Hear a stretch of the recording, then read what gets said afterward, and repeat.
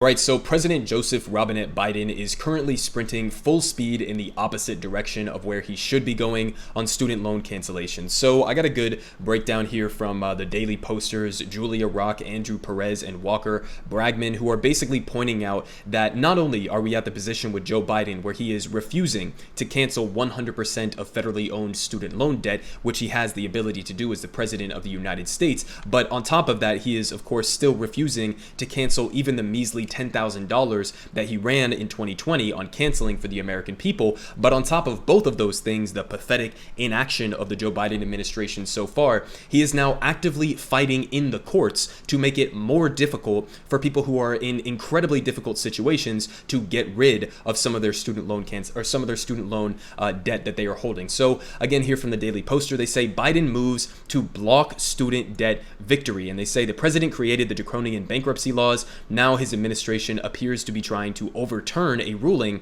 that helps those bankrupted by student loans. So they say, despite increasing pressure to fulfill a campaign promise to forgive student debt, President Joe Biden is now going in the opposite direction. His administration has taken an initial step to try to overturn a key legal victory for borrowers, according to court filings reviewed by the Daily Poster.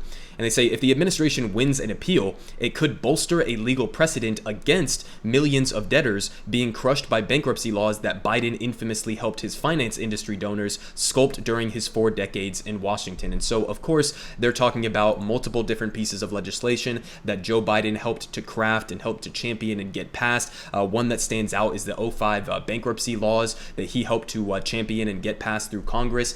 He basically helped to craft and create the current student debt crisis that we have right now. So obviously, him having a significant weighted degree of blame in this entire crisis existing in the first place, you'd think maybe he would want to do something to remedy the situation he helped to create. But instead, he's going again in the exact opposite direction. And they say that on January 14th, a federal judge in Biden's home state of Delaware moved to eliminate nearly $100,000 in student loan debt held by a 35-year-old epileptic man. And in response, the Justice Department filed a notice of appeal in the case on behalf of Education Secretary Miguel Cardona. And they say if Biden officials now follow through with a fully formed appeal, they would not only be aiming to keep this man overwhelmed with debt, but also moving to solidify a legal interpretation that could preclude even the most beleaguered student debtors from getting relief through the bankruptcy courts. So they're going to get a little bit more into the details of this guy's specific case, and it is absolutely depressing as fuck that the Joe Biden administration would look at a situation like this and think that they need to fight against it. Okay, so here's basically what they say. They say,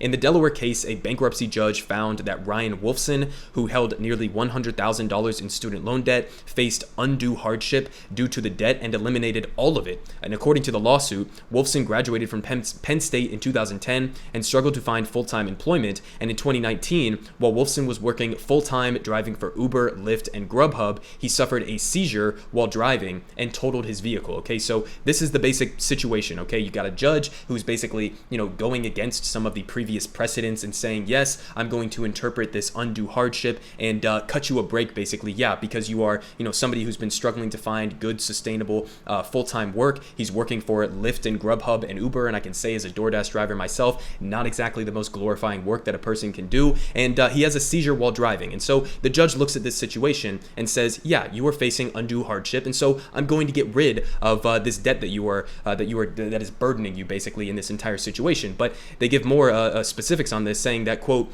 the evidence shows that despite considerable effort, Wolfson has been chronically or underemployed since graduating from college, that his sporadic full-time employment has consisted of low-paying gig work jobs or jobs with little prospect of advancement, and that he has avoided living in abject poverty only through significant financial support from his father, the judge wrote in her opinion.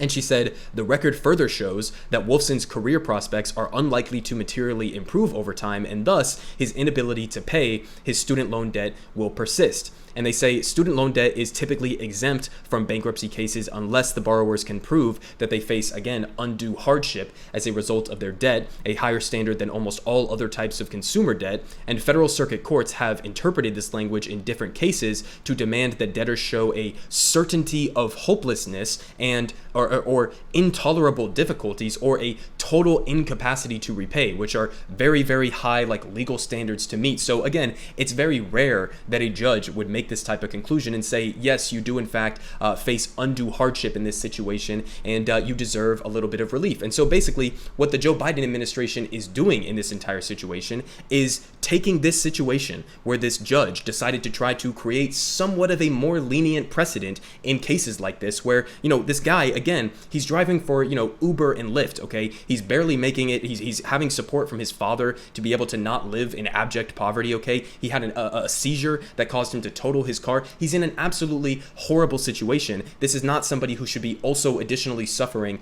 under the burden of student debt for the crime of trying to get an education, right? And so the Joe Biden administration looks at this entire situation with the judge showing a little bit more leniency, and they say, no, we're not going to allow you to set this precedent. We want the precedent to be as restrictive and as difficult as humanly possible for people like this guy, Ryan Wolfson here, to dislodge their debt. Okay, so that's the position that the Joe Biden administration is actively fighting for in court. So it's just completely fucking pathetic and actually like psychotic to be doing this.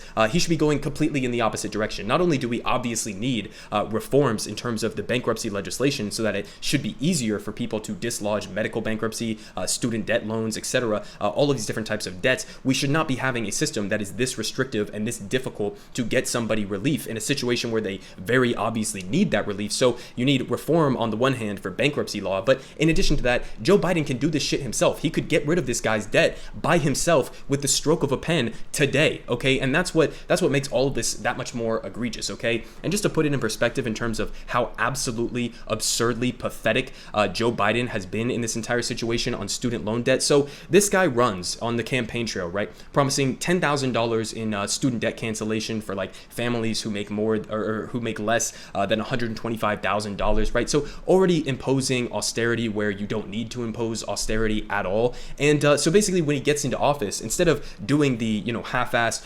$10,000 that he ran on, instead of just signing an executive order or telling his Secretary of Education to follow through on doing that and just doing what you said you were going to do, he created a commission to basically draft this memo that they put together on what exactly his authorities as the president might be in terms of canceling student debt. And not only have they not come out and actually followed through on it, but they won't even release the fucking memo, okay? So they had a memo drawn up to say this is what Joe Biden can do as the president in terms of student debt, and they won't even show us what the fucking memo says, okay? So this is just from like last week on January 26th. Biden must release an almost year-old student debt memo and immediately cancel up to $50,000 in loans before payments resume, say Elizabeth Warren, AOC, and 83 other Democrats. So again, he won't even release the memo. Okay, what the fuck is the justification for that? You have Jen Psaki, his representative, coming out here and saying, we're waiting on Congress to send us a bill that would allow us to cancel student debt. You don't need Congress. And how do I know that you don't need Congress? Because clearly you have the presidential authority to do this unilaterally through the executive branch, and you are using congressional inaction as an excuse for your own inaction. Because Joe Biden, who helped create the student debt crisis in the first place,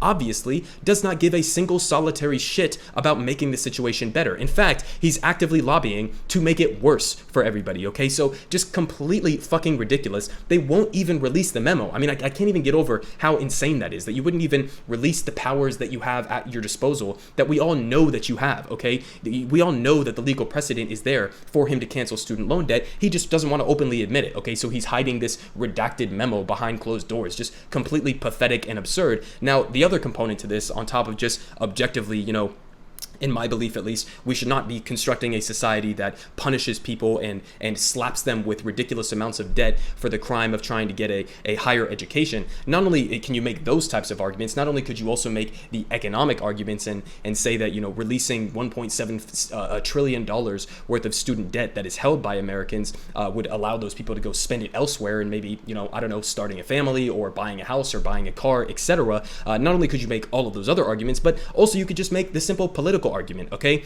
Where Joe Biden's approval rating, as it has been tanking for months and months and months now, the place where it has been tanking the most has been with young people, okay? So Biden approval has sunk the most with young Americans and independents. So you know what the fuck young people want you to do right now, Joe Biden? They want you to cancel goddamn student debt. Okay, so not only is Biden, not taking the economic advantages of freeing up $1.7 trillion, not only is he, spitting in the faces of the many people who showed up and held their nose and voted for him, assuming that he was going to follow through on canceling at least $10,000 in student debt, not only is he refusing to do that, not only is he refusing to release even the memo describing what he could be doing on student debt, but on top of that, he's now completely ignoring the political reality of him and Democrats set to get absolutely obliterated in 2022, and they're literally on track right now to resume student loan payments that have been paused. If you remember, a couple months ago they were going to resume, and then they extended it for a couple more months, but basically right before the midterms, you're going to have student debt payments resuming